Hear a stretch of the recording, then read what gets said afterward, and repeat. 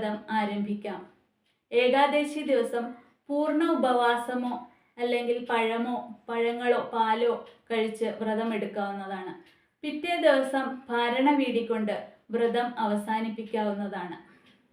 ഗുരുവായൂരിൽ ഇനി ഉത്സവ കാലഘട്ടം പോലെ തന്നെയാണ്. 33 ദേവകളും വന്നെത്തുന്ന ആ സുദിനത്തിൽ 8 ദിക്കുകളിൽ നിന്നും എല്ലാ സ്ഥലങ്ങളിൽ നിന്നും കണ്ണനെ കാണാനായി അനേക ലക്ഷം ഭക്തജനങ്ങൾ എത്തുന്ന ദിനമാണ് ഗുരുവായൂർ ഏകാദശി എന്ന പുണ്യദിനം.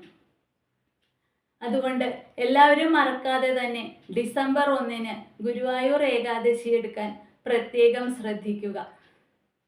ഈ വ്രതം എടുത്താലുള്ള ഗുണങ്ങൾ: സന്താന സൗഭാഗ്യം ലഭിക്കുന്നു, രോഗശാന്തി ലഭിക്കുന്നു, മനഃശാന്തി ലഭിക്കുന്നു, കുടുംബ സ്വസ്ഥത ലഭിക്കുന്നു, ദാരിദ്ര്യ ശമനം ലഭിക്കുന്നു എന്നു തുടങ്ങി നിരവധി ഗുണങ്ങൾ ഈ വ്രതത്തിലൂടെ, ഈ ഒരൊറ്റ ഏകാദശി വ്രതത്തിലൂടെ സാധ്യമാകുന്നു.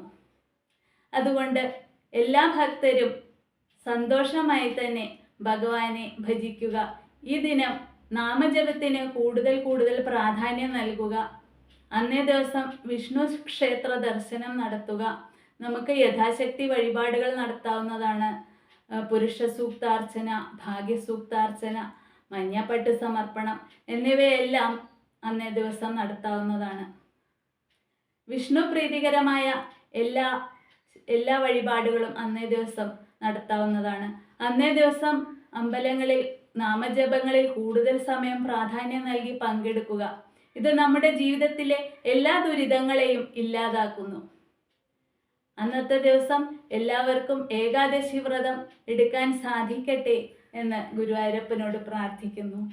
കൃഷ്ണ ഗുരുവായൂരപ്പ ശരണം ശരണം ശരണം.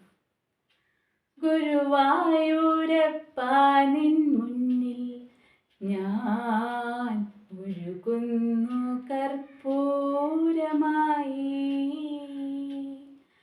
പല ജന്മം ഞാൻ നിന്റെ കളമുരളിയിൽ സംഗീതമായി. ഗുരുവായൂരപ്പ നിൻ മുന്നിൽ ഞാൻ ഒഴുകുന്നു കർപ്പൂരമായി. പല ജന്മം ഞാൻ നിന്റെ കളമുരളിയിൽ സംഗീതമായി. കൃഷ്ണ ഗുരുവായൂരപ്പ ശരണം ശരണം ശരണം.